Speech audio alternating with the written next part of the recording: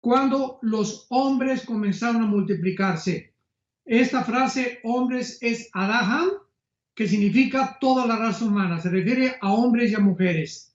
Entonces, aquí tenemos a la raza humana multiplicándose durante esta época de una forma extraordinaria. En segunda columna vamos a poner las hijas de Dios, o las hijas que nacieron de los hombres. Y en la tercera columna vamos a poner los hijos de Dios. Ahora, muy bien, la palabra hijas, que es la frase hebrea que se usó para poder determinar que eran hijas de los hombres, no hijas de Dios, es importante porque la frase hijos de Dios es contraria a la de hombres y a la de las hijas de los hombres, porque aquí la frase hijos de Dios es Ben, con B grande, con B de burro, Elohim, hijos de Dios. Y esta frase hijos de Dios se usa 6 veces nada más en todo el Antiguo Testamento, refiriéndose exclusivamente a los ángeles. Nunca se usa en el Antiguo Testamento la frase hijos de Dios para los seres humanos. Ahora, muy bien, en el capítulo 24 de Mateo, esto es muy importante para comenzar a correlacionar una cosa con la otra. El Señor Jesucristo mencionó una de las profecías más enigmáticas que existen, porque Él quiso comparar esta época donde hubo una supuesta, que lo vamos a explicar con muchos detalles, entre ángeles caídos y los seres humanos, y la época que estamos nosotros viviendo. Dice Mateo 24, versículo 37 en adelante: más como en los días de Noé, así será la venida del Hijo del Hombre. Porque como en los días antes del diluvio estaban comiendo, casándose, dándose en casamiento, hasta el día en que no entró en el arca, y no entendieron hasta que vino el diluvio y se los llevó a todos, así será también la venida del Hijo del Hombre. Es interesante que el Señor Jesucristo haya comparado la generación no de David, ni tampoco la generación de Salomón, ni tampoco la generación de Abraham. Cristo escoge una generación del pasado para compararla con la generación en la que tú y yo estamos viviendo actualmente. Y esta generación fue precisamente la generación donde hubo esta mezcla entre ángeles caídos y seres humanos. Ahora, muy bien, vamos también a ver en la segunda carta de Pedro, capítulo 2, versículos del 4 al 5, otro pasaje, otros versículos que nos dan mucha luz acerca de lo que estamos viendo, para de esta manera unir Génesis capítulo 6, el capítulo 24 de Mateo y la segunda carta de Pedro, para irnos orientando más o menos y poder acercarnos a una conclusión. En 2 de Pedro capítulo 2 versículo 4 dice: porque si Dios no perdonó a los ángeles que pecaron, sino que arrojándolos al infierno. Esta palabra, a los que les interese ahorita, por favor pongan arriba de infierno la palabra Tartarus, con T de tío las dos, Tartarus, que es la única vez que se usa en todo el Nuevo Testamento. No es la palabra infierno, porque en el original griego la palabra infierno es la palabra griega gena, con G de gárgara, gena. Entonces aquí dice la Biblia que hay un grupo de ángeles que Dios no perdonó y que ahorita se encuentran en prisiones de oscuridad para ser reservados para el día del juicio. Y vamos a ir contestando estas preguntas para poder ir desenredando todo este rompecabezas, porque la primera pregunta que surge en este momento es la siguiente: ¿a qué clase de ángeles se está refiriendo el apóstol Pedro?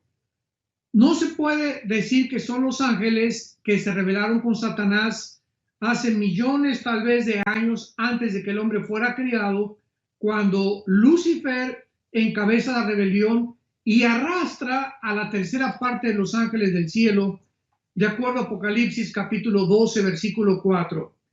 Entonces, no son estos ángeles, porque en este caso hubieran sido todos los ángeles los que Dios hubiera metido en prisiones de oscuridad.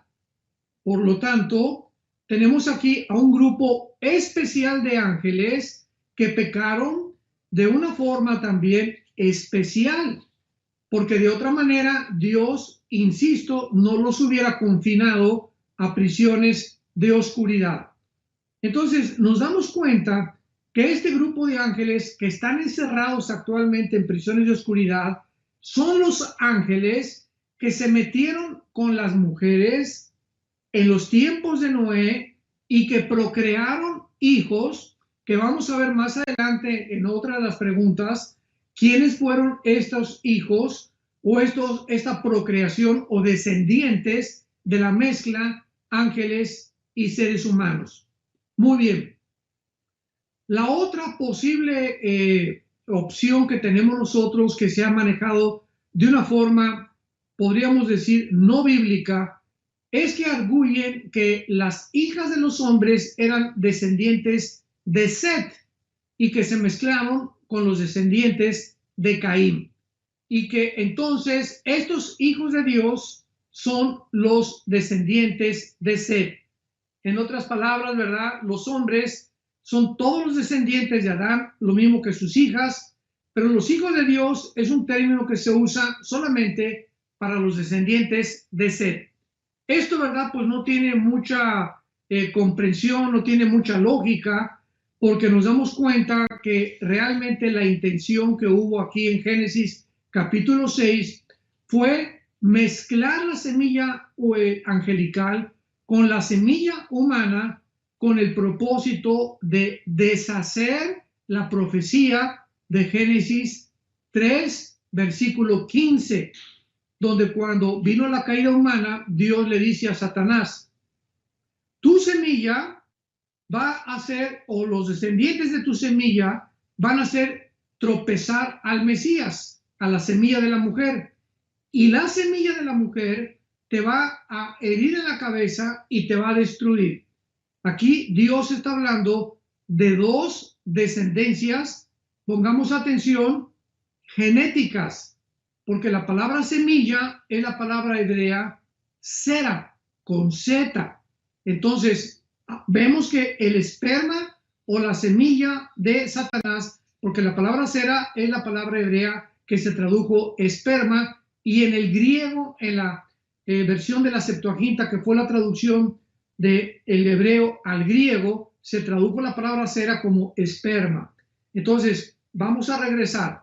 El esperma de Satanás va a tener una descendencia, un linaje, alguien que va a descender de él genéticamente, pongamos atención, y va a herir al Mesías, a tropezarlo, a herirlo en el calcañar, que es el tobillo, que es lo que se conoce como el talón de Aquiles. Y la descendencia de la mujer iba a herir o a matar completamente, a destruir a la semilla de la Satanás al final de la historia.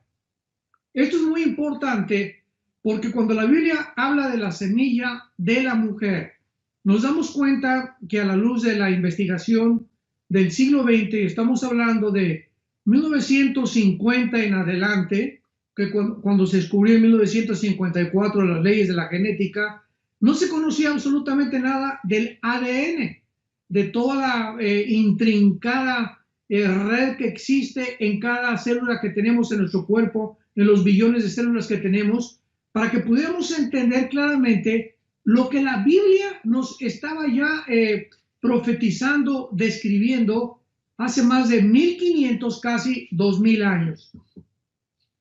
En el Nuevo Testamento encontramos que la Virgen María es embarazada no por José, sino por el Espíritu Santo. En el Evangelio de Lucas, en el Evangelio de Mateo, encontramos esta narrativa.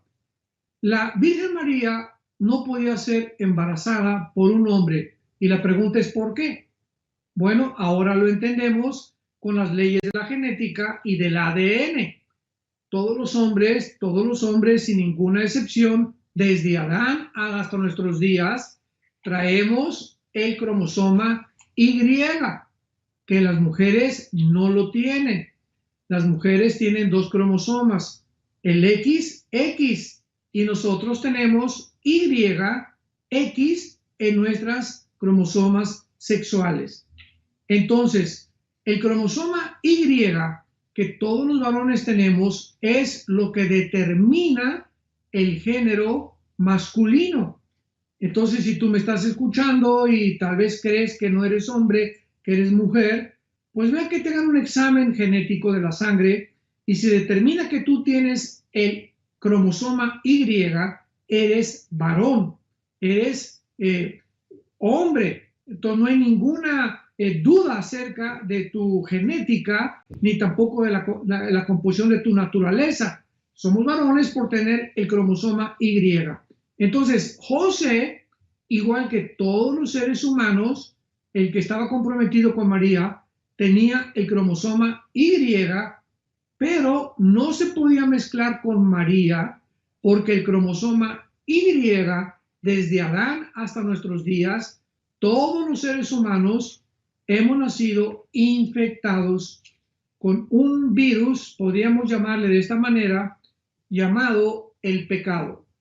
Entonces, el pecado es una fuerza maligna con la cual nacimos, es una tendencia que nos lleva a nuestra propia autodestrucción, es una fuerza interna, siniestra, enigmática, que la Biblia describe claramente que afecta nuestros pensamientos, nuestros sentimientos, nuestras emociones. Hemos nacido con la brújula completamente descompuesta. Todos hemos nacido cada quien como ovejas fuera del corral, unos en la astrología, otros en la brujería, otros en las sectas, en diferentes religiones, etcétera, etcétera. La raza humana está perdida sin ninguna luz porque trae un problema desde Adán que se llama el pecado, el cual, ¿verdad? En algún otro tiempo vamos a tratar de contestar cuál fue realmente la razón por la cual Cristo tuvo que pagar en una cruz por este pecado con el cual nosotros hemos nacido. Entonces, como José no se podía meter con María porque su cromosoma Y estaba infectado, era necesario que el cromosoma Y fuera puesto y viniera de lo alto. Es Dios el que fecunda, ¿verdad? El óvulo de María, es Dios el que pone dentro de la fertilización el cromosoma Y, pero descontaminado del pecado. ¿Por qué?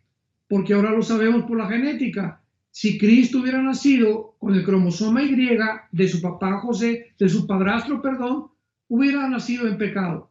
Y no podía el Mesías haber heredado esa maldición que hemos heredado todos nosotros, porque lo descalificaría para abrir sus brazos en una cruz y poder efectuar la redención humana. Muy bien, regresamos a nuestro pasaje de Génesis capítulo 6 y a continuación continuamos contestando la pregunta: ¿cómo es posible que estos ángeles se hayan mezclado de una forma con todos los seres humanos? Y dice a continuación del pasaje que viendo las hijas de Dios, versículo 2, que las hijas de los hombres eran hermosas, tomaron para sí mujeres, escogiendo entre todas. Y dijo Jehová: no contenderá mi espíritu con el hombre para siempre, porque él es carne, mas sus días son 120 años. Vemos nosotros algunas evidencias en el Nuevo Testamento acerca de que realmente fueron los ángeles caídos, porque recordamos que la Biblia no es de interpretación privada. Tenemos que siempre buscar en las leyes de la hermenéutica. La hermenéutica es una de las ramas de la teología que trata con la correcta interpretación de la Biblia, y nunca se puede interpretar la Biblia sin tomar en cuenta el contexto. Entonces, veamos en otra parte de la Biblia que el mismo Espíritu Santo nos revela, sin ningún lugar a dudas, de que fueron ángeles los que se mezclaron con las mujeres en este capítulo 6 del Génesis. Y lo encontramos en el libro de Judas, antes del libro del Apocalipsis. Este no es Judas Iscariote, este es Judas, uno de los que seguían a Jesucristo y fue uno de los apóstoles de Jesucristo. Pongamos mucha atención con la revelación que nos da Judas para que entendamos un poco más claramente la mezcla seres humanos y los ángeles. Y dice el versículo 6 y el versículo 7 de la carta a Judas: y los ángeles que no guardaron su dignidad, sino que abandonaron su propia morada, los ha guardado bajo oscuridad en prisiones eternas para el juicio del gran día, como Sodoma y Gomorra y las ciudades vecinas, las cuales de la misma manera que aquellos, habiendo fornicado, lo puedes subrayar en tu Biblia, habiendo fornicado e ido en vicios en pos de contranaturaleza, fueron puestos, por ejemplo, sufriendo el castigo del fuego eterno. Aquí nos revela Judas que hubo un grupo de ángeles que no guardaron su dignidad.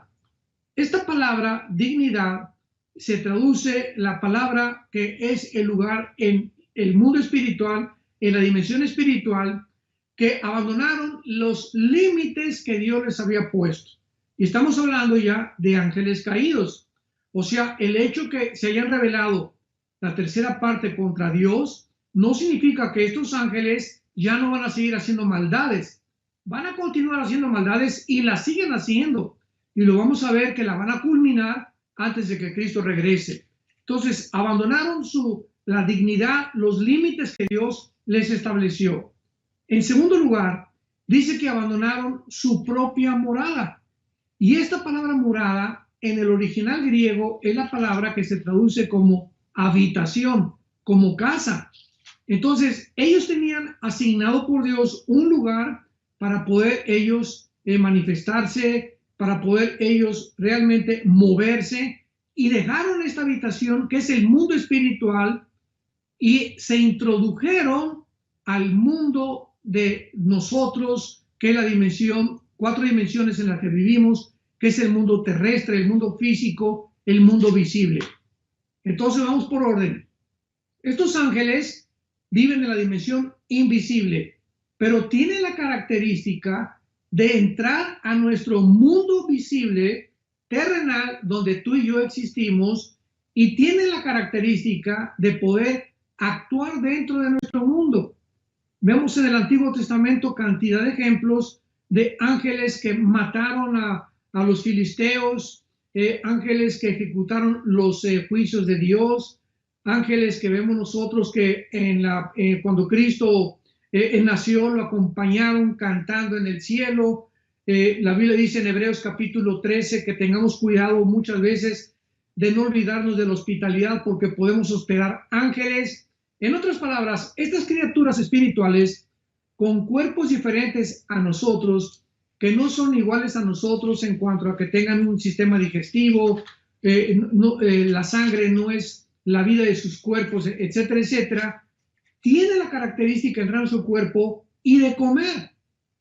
En Génesis capítulo 18 observamos que los ángeles que se aparecieron con Jehová, a Abraham y a Sara, podían comer, comieron cabrito y comieron igual que nosotros los seres humanos.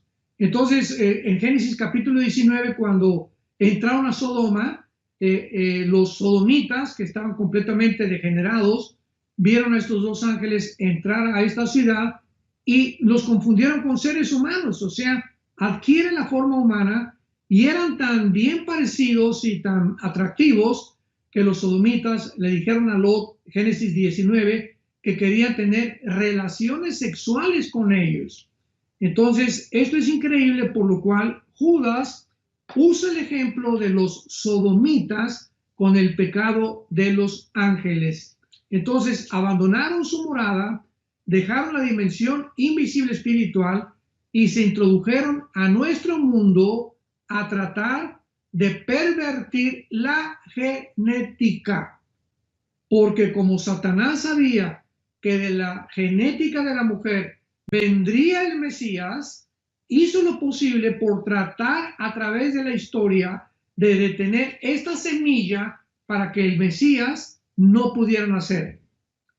¿Lo van comprendiendo un poco mejor? Era un ataque a la genética humana, el propósito que se encontraba detrás de la mezcla de estos ángeles con las mujeres.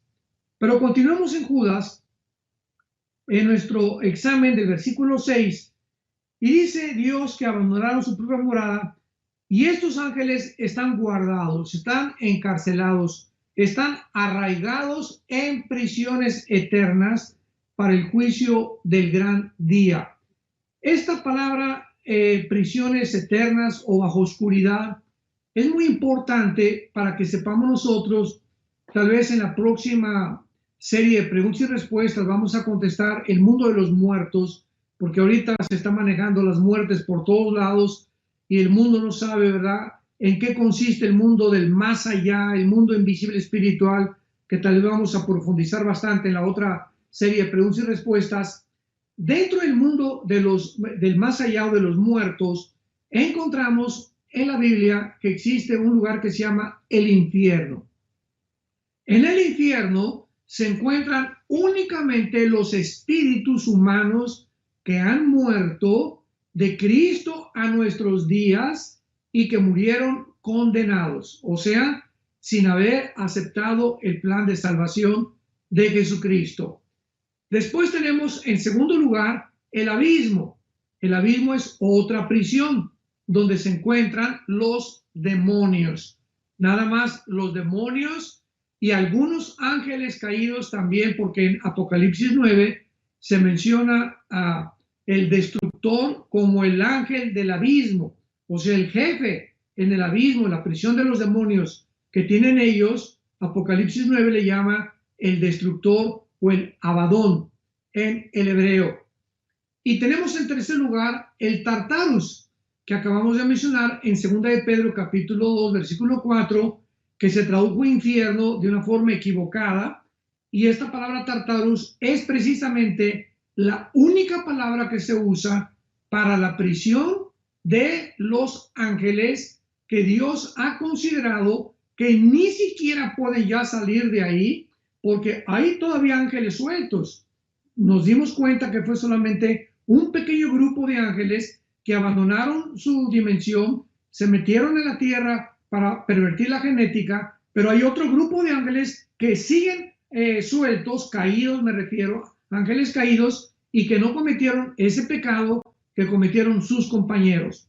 Entonces tenemos en el grupo de ángeles caídos los que se encuentran en prisiones eternas, en el Tartarus, que son los que se metieron en tiempos de Noé con las mujeres. En segundo lugar, los ángeles caídos que están sueltos, y en tercer lugar, los ángeles que sirven a Dios. Entonces, es importante hacer esta diferencia. Y en el versículo 7 de Judas ya no nos deja ningún lugar a dudas de que fueron ángeles caídos realmente los que se mezclaron con las mujeres. Como Sodoma y Gomorra y las ciudades vecinas. Pues se está comparando a estos ángeles con los habitantes de Sodoma y de Gomorra, las cuales de la misma manera que aquellos, ¿quiénes son aquellos? De la misma manera que aquellos, está hablando del versículo anterior dentro del contexto de los sodomitas, o sea, los ángeles, de la misma manera que los sodomitas, habiendo fornicado e ido en vicios en pos de natura. O sea, ¿qué fue lo que hicieron los sodomitas en Génesis 19? Se mezclaron hombres con hombres. Dice Romanos capítulo 1, versículo 22 en adelante, habiendo conocido a Dios, no le glorificaron como a Dios, ni le dieron gracias, sino que fueron en vicios, ¿verdad?, contra natura, hombres con hombres, mujeres contra con mujeres, y Dios los condenó a una mente reprobada, que significa ya una mente que ya no discierne qué es bueno y qué es malo. Entonces, los ángeles fornicaron, o sea, tuvieron relaciones sexuales de alguna manera con las mujeres humanas, y vamos después a contestar la pregunta, cuál fue el producto de esta consecuencia, de esta violación a las leyes naturales, porque fue en contra de naturaleza. El ser humano fue creado para que un hombre se mezclara con una mujer. Esto es lo natural. Pero cuando un hombre se mete con un hombre o una mujer con una mujer, es antinatural. Se está violando las leyes de Dios. Los ángeles hicieron lo mismo. Dejaron completamente su habitación, bajaron aquí al mundo y hicieron algo contra su naturaleza. Se mezclaron con seres humanos, lo cual Dios había prohibido.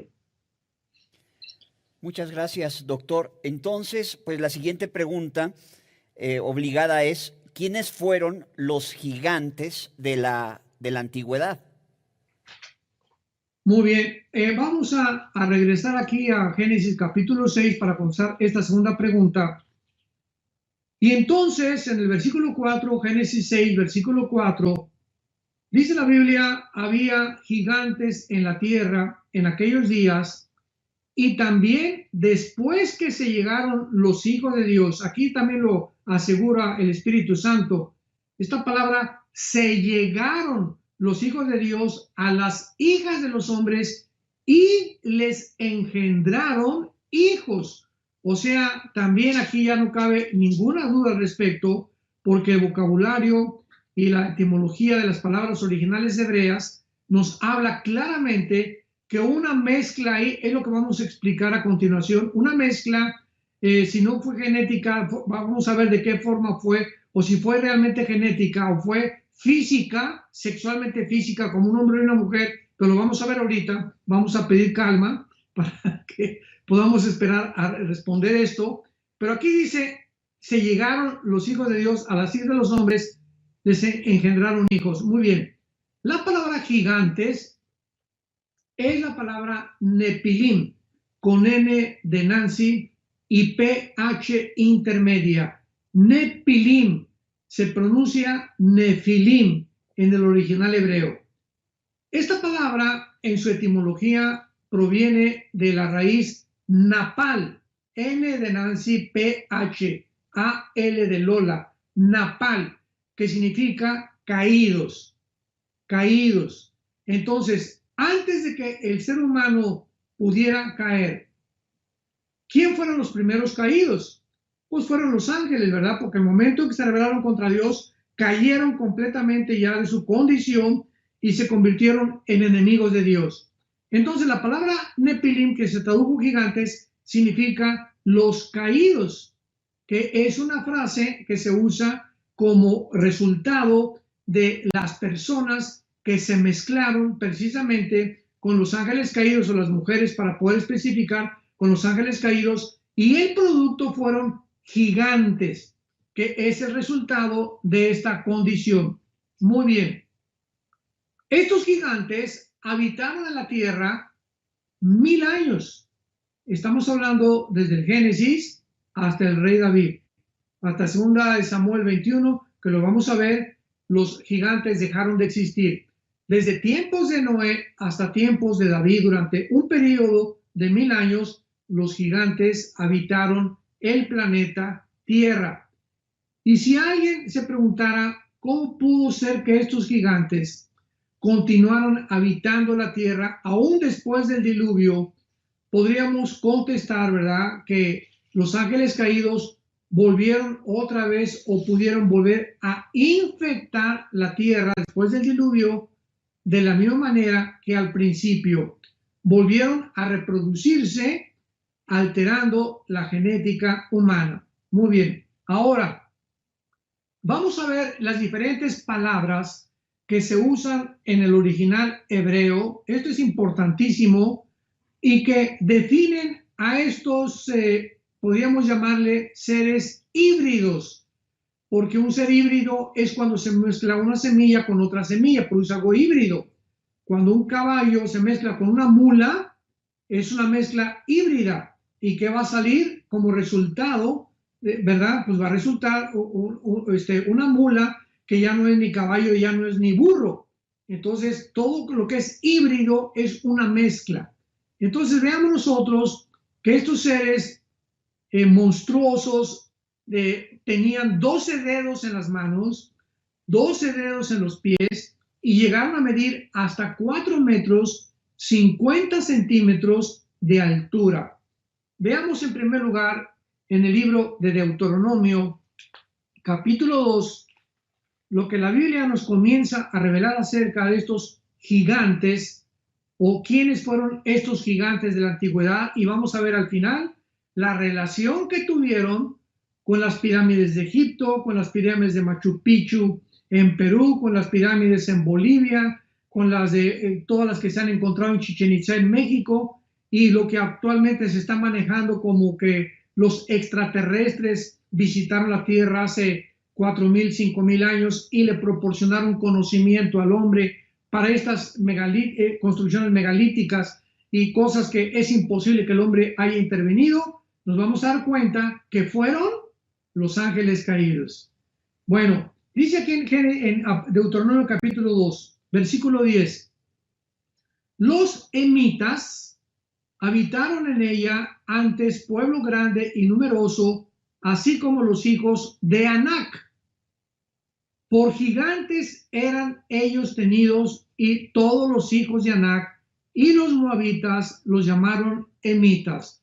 Si quieres ir apuntando, otra de las tribus de los gigantes en la tierra de Canaán fueron los anaseos y los emitas. Así que cuando tú veas en el Antiguo Testamento anaseos o emitas, vas a poder inmediatamente identificarlos como descendientes de los gigantes, de los nefilim, porque aquí la Biblia lo dice claramente: los hijos de Anac o los anaseos eran de los gigantes y se consideraron como los gigantes.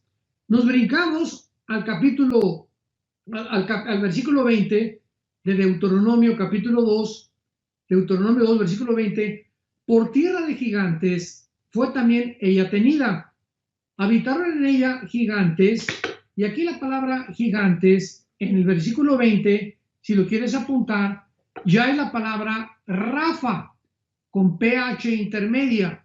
De ahí vienen los refaitas. Esto es importantísimo, porque cuando encontremos la palabra refaitas o rafaitas en el Antiguo Testamento, los podemos inmediatamente clasificar como descendientes de los gigantes. Entonces vemos que casi todas las tribus de Canaán, ¿verdad? Nos llevaría aquí bastante tiempo para poder, pero todas las tribus de Canaán estaban infectadas genéticamente. Y una de las cuestiones más controversiales que existen en la apologética de los ateos y de tanta gente es por qué Dios manda destruir a los cananitas, por qué Dios le llaman genocidio. No explican por qué Dios exterminó o le dio la orden a Josué. Josué, al entrar a la tierra de Canaán, le extermina hombres, mujeres, niños, todos absolutamente tenían que ser exterminados, y no han podido entender por qué. Y tenemos que retroceder en la historia para poder entender que el problema de la tierra de Canaán era un problema de infección genética, donde las tribus de Canaán eran descendientes de los gigantes y no se podían seguir mezclando con el pueblo que Dios había escogido para poblar Canaán y volver otra vez a rehacer, a volver otra vez a poblar la tierra con la genética de los seres humanos. Qué clara es la Biblia, ¿verdad? Así vamos entendiendo poco a poco las razones que se encuentran de las acciones que aparentemente no tienen respuesta, pero que sí la tienen cuando profundizamos en las Sagradas Escrituras. Y luego dice en el versículo 21, Deuteronomio 2, 21, pueblo grande y numeroso, alto como los hijos de Anac. Aquí se volvió otra vez a reconsiderar a Anac o a los anaseos, a los cuales también Jehová destruyó delante de los amonitas. Estos sucedieron aquellos y habitaron en su lugar. Vemos pues nosotros aquí claramente que ya el Espíritu Santo nos comienza a mencionar diferentes tribus, anaseos, emitas, etcétera, etcétera, que descendían de los gigantes. Nos brincamos al capítulo 3 de Deuteronomio. Y dice en el versículo 1, Deuteronomio 3, versículo 1, volvimos pues y subimos camino de Basán. Esto es importante, apunta a Basán. Basán es la región norte de Israel y es donde se supone que descendieron los ángeles caídos. Esto es muy interesante. Esto se encuentra en el libro de Enoc, que sabemos Enoc fue un personaje bíblico, pero el libro de Enoc no se consideró en el canon de las Sagradas Escrituras, aun cuando el 95% del contenido del libro de Enoc está completamente de acuerdo con la Biblia. Es un libro por demás interesante, así también como los libros de los Macabeos, que son apócrifos. Esto es la historia de los judíos narrada por el escritor Josefo. No está en la Biblia, pero también es muy interesante porque fue un historiador que está pegado completamente al cristianismo, igual que el escritor de Plinio, etcétera, etcétera. Entonces son escritos que, aunque no están en la Biblia, podemos tomar ciertas consideraciones para comparar la historicidad y compararlos con la Biblia para darnos cuenta que no tiene ninguna discrepancia entre las escrituras. Entonces, vemos nosotros que está hablando aquí del camino de Basán y nos salió al encuentro Og, O con G de Gárgara, O con G de Gárgara, Og, rey de Basán. Esto es importante para pelear y todo su pueblo en Edrei. Nos brincamos al versículo 11 y abramos bien los oídos. Porque únicamente Og, rey de Basán, había quedado del resto de los gigantes. Aquí la Biblia nos muestra que había un rey en Canaán, dentro de esas tribus, llamado Og, y que es muy famoso a través de todo el Nuevo Testamento, porque se le continúa mencionando como de los más poderosos gigantes que había, y se nos dice aquí que era uno de los restos que había quedado del resto de los gigantes. Y escuchen lo que dice acerca de la altura y las características de este rey Og.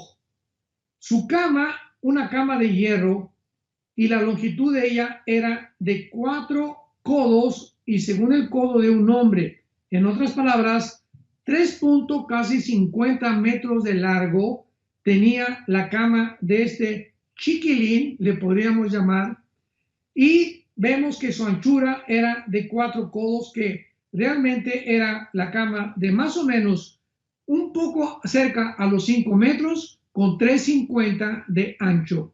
Casi 5 metros de largo por 3.50 de ancho. El codo era la medida antigua, que era de aquí más o menos hasta la punta de los dedos. Y era aproximadamente como de 65 centímetros. Después, ¿verdad? Ahora usamos el metro, otros usan la yarda, etcétera, etcétera. Hay diferentes medidas de longitud. Pero en el Antiguo Testamento, una de las medidas más conocidas era el codo. Entonces, este hombre tenía casi 5 metros de largo, y lo dice claramente su cama, y la anchura de casi 3.50 de ancho. Y esto es interesante porque cuando comenzamos a ver todas estas características, nos damos cuenta que aquí hay algo maravilloso. ¿Qué es lo que realmente se necesita para que estos gigantes hayan podido sobrevivir? Bueno, Job por lo menos era el doble de una persona actual de 2 metros de estatura. Casi todos los jugadores de básquetbol aquí en Estados Unidos tienen no menos de 1.95, 2.10, 2.20 han llegado, casi 6 pies, 3 o 4 pulgadas más. Y nos damos cuenta entonces que un hombre de aproximadamente de 1.90, tomando en consideración esta estatura, pesa aproximadamente 1.300 kilogramos.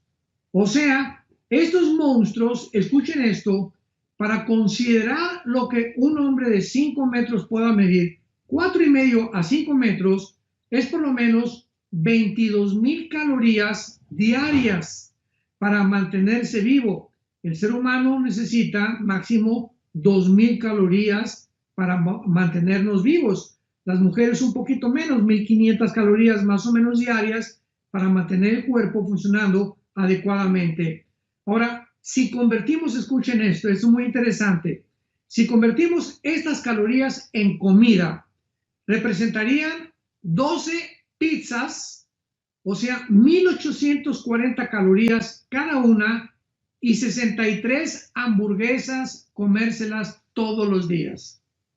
Esto sería la dieta de estos chiquilines, de estos pulgarcitos, de estos monstruos llamados los Nefilim. En conclusión, estos gigantes necesitarían comer el equivalente a 30 pizzas y 150 hamburguesas por día. ¿Sí me escuchaste? 30 pizzas y más de 150 hamburguesas para poder tener el equivalente a 22,000 calorías.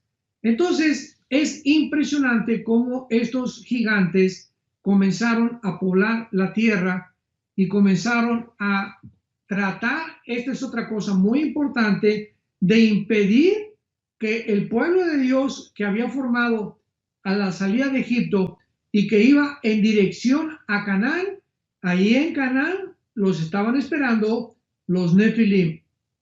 Satanás todo esto lo preparó y lo planeó anticipadamente al ver que ya iba ahí el pueblo de Dios y hubo esta mezcla anticipadamente para preparar a estos monstruos, estos guerreros de casi 5 metros de altura con 12 dedos en las manos y 12 dedos en los pies, para que cuando el pueblo de Dios se acercara a Canaán, los asustara o les influenciaran con miedo.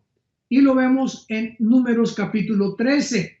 En el libro de los Números capítulo 13 recordarán que Moisés manda a los 2 espías a Canaán. Entre ellos iba Caleb, iba también Josué. Y la mayor parte de los espías regresaron a Moisés cuando les preguntó cómo está la tierra de Canaán. Se asomaron por la frontera y dijeron, vimos gigantes que parecíamos langostas junto con ellos, o sea, éramos así comparados con ellos y además eran de terrible aspecto, imposible entrar a la tierra de Canaán. Si estos hombres hubieran comparado a los gigantes con Dios, los gigantes hubieran sido las langostas. Entonces aquí hubo una mala percepción del carácter y el poder de Dios. Cuando nosotros vemos a los problemas como más grandes que Dios, es cuando nosotros somos vencidos por los problemas.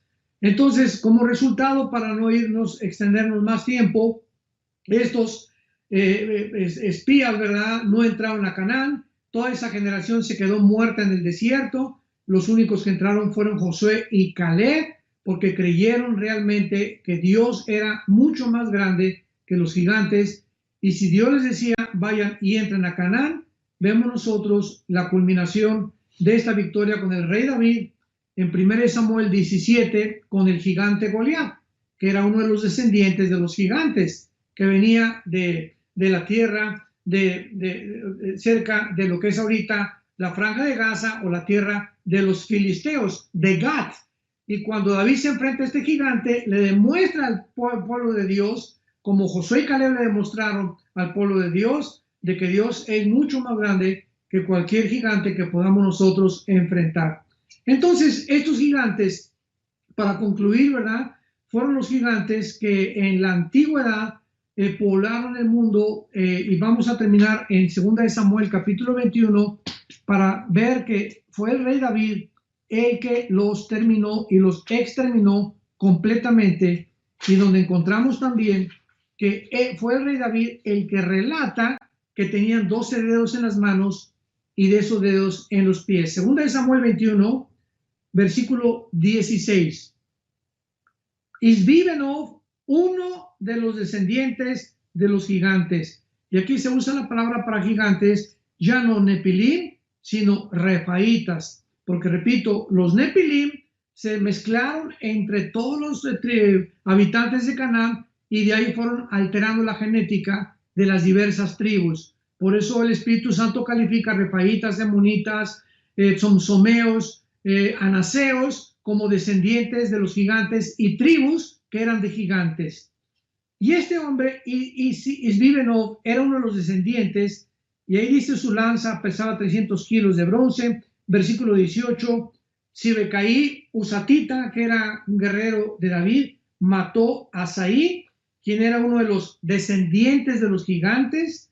Versículo 19, ahí estaba Goliat Geteo, cuya asta era como el rodillo de un telar. Versículo 30, de gran estatura, el cual tenía 12 dedos en las manos y otros 12 dedos en los pies, 24 en total, y descendiente de los gigantes. Este desafió a Israel y lo mató Jonatán, hijo de Simea, hermano de David. Estos 4 eran descendientes de los gigantes de Gat. Qué interesante. ¿De dónde era Goliat? De Gat. O sea, estos 4 gigantes que David acaba con ellos eran los hermanos de Goliat, que precisamente fue el mismo David que mata a Goliat y mata también a sus 4 hermanos con los guerreros que lo acompañaban. Realmente la victoria sobre los gigantes se le puede atribuir al rey David. Doctor Alducin, muchísimas gracias. Ya para finalizar esta última pregunta, ¿qué influencia tuvieron los ángeles caídos en la humanidad hace 4,500 años? Muy buena pregunta también. Bueno, pues ahora podemos nosotros claramente analizar el por qué hemos llegado al siglo XXI. Y pues existen programas en la televisión como Discovery Channel, National Geographic, donde están tratando a través de todos los programas investigar la razón por la cual existen monumentos megalíticos, ahora sí que podríamos llamar de la edad de piedra, principalmente en todas las generaciones de la antigua Sumeria, de la antigua Mesopotamia, repito, como las mismas pirámides de Egipto, las ruinas de Punca en Bolivia, las ruinas de Machu Picchu en Perú, en Yucatán, etcétera, etcétera. Y lo que estas personas han encontrado en todas estas ruinas ha sido algo que no pudo haber sido creado o construido o edificado por los seres humanos. Era imposible que nosotros pudiéramos haber intervenido.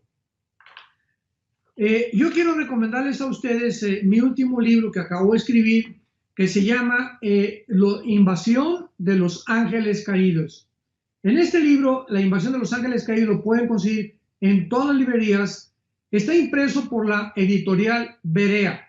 Y claro que en todas las iglesias de bien para el mundo lo pueden ustedes adquirir, porque se va a comenzar ahora que volvamos a reunirnos, para que lo puedan ustedes verdaderamente comprar a un precio mucho menor que de las librerías.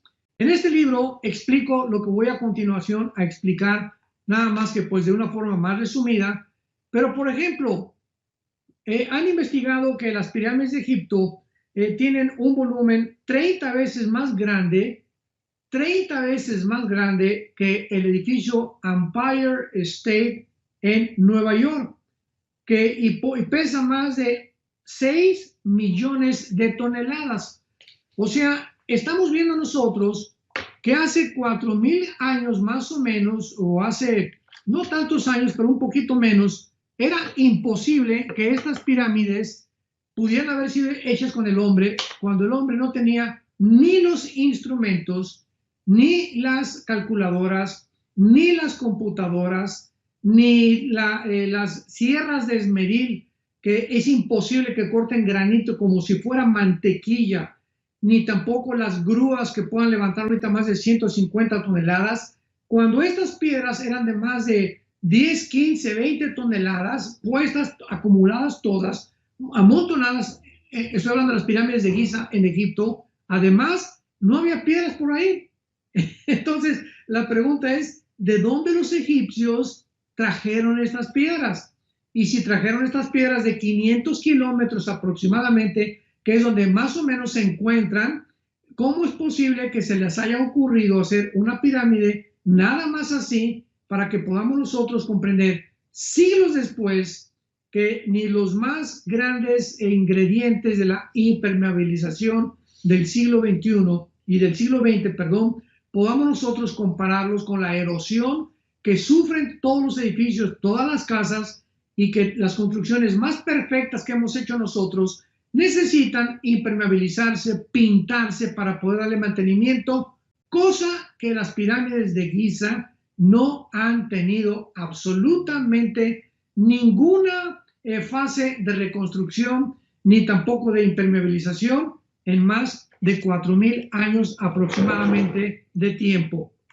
Ahora, muy bien, el corte de estas piedras es tan exacto que muchas de estas piedras, cuando las unieron realmente, parecía que un papel en medio no podía entrar. Imaginémonos esto, una piedra de 5 a 10 y hasta 15 toneladas, cortada como si fuera mantequilla, unida con otra piedra, donde en medio de las dos piedras un papel no puede entrar. ¿Quién pudo haber hace 4,000, 5,000 años haber tenido una sierra, o como tú le quieras llamar, que haya podido partir las piedras de esmeril como si fueran mantequilla y haberlas podido unir de una forma tan extraordinaria que ni siquiera en el siglo XX ha podido alcanzarse a lograr? Encontramos también, además, que en cuanto a la orientación, las pirámides de Giza están perfectamente alrededor del norte verdadero y sus 4 lados con los puntos cardinales de la Tierra. O sea, los misteriosos personajes que le llaman extraterrestres, que pudieron aportar este conocimiento, esta sabiduría a los seres humanos hace 4,500, 5,000 años, ¿cómo es posible que también no solamente tuvieran esta capacidad de la ingeniería actual del siglo XX, sino que además tuvieran una capacidad, un conocimiento de la astronomía, de la astrofísica, acerca de los planetas, de los signos del zodíaco en el cielo, de la constelación de Orión, que son 7 estrellas calientes azules, etcétera, etcétera? ¿Quién les pudo haber dado esto sin telescopio, sin calculadora? Ahora, si nos brincamos, que las mismas pirámides, pero con un volumen un poco mucho menor, las encontramos en Chichén Itzá, en nuestro país, la República Mexicana. Si tú vas el 21 de marzo a Chichén Itzá, vas a encontrar en la pirámide de Quetzalcóatl, se llena, que es el equinoccio de primavera, el 21 de marzo, que es cuando la primavera comienza. Vienen franceses, europeos, chinos, se juntan ahí porque quieren ver un fenómeno que sucede a las 3 de la tarde. ¿Qué pasa el 21 de marzo a las 3 de la tarde en la pirámide de Quetzalcóatl, en Chichén Itzá, allá en Quintana Roo?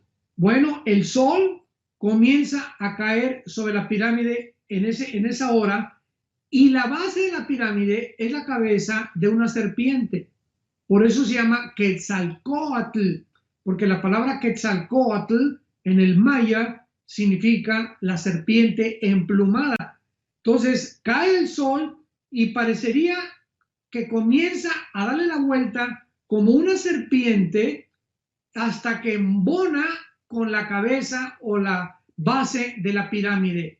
En otras palabras, el fenómeno consiste en que el sol de alguna manera representa o comienza a proyectar una sombra como si fuera el cuerpo de una víbora que se va enrollando en una pirámide y se embona finalmente en la cabeza de la serpiente.